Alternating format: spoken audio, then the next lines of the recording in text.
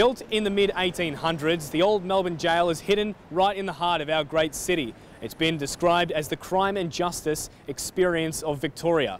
And with Halloween just on our doorsteps, we thought we'd take a walk back in time and experience life as a hardened Victorian criminal. What it documents here is the other side of Victoria's social history, I guess. So this jail opened was started to build it in 1841, 1842.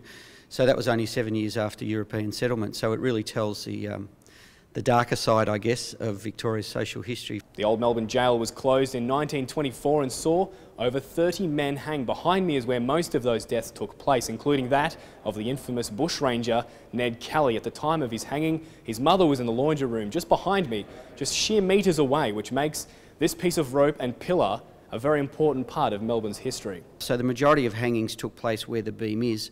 The beam was also removed when this jail closed in 1924 and went across to Pentridge, so more people were hanged on it then.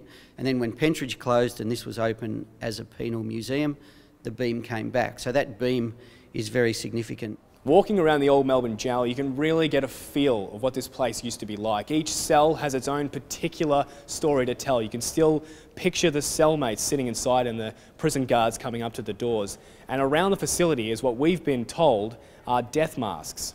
Different parts of your head, if you had bumps and that, were meant to show, your potential to be a criminal. So when the person was hanged, they'd do a mould, a plaster mould, and then they'd have a look at the shape of their head and they'd say, oh, there you go, we could tell this person was going to be bad because of the shape of their head. So we have night tours, hangman's night tours, and our new Ghosts What Ghosts tour at night. And during the holidays we also have what we call scary and weird stories for primary age children. Probably the funniest or the quirkiest story is the story of the two gentlemen who escaped through the sewer. And the young children very much like that story.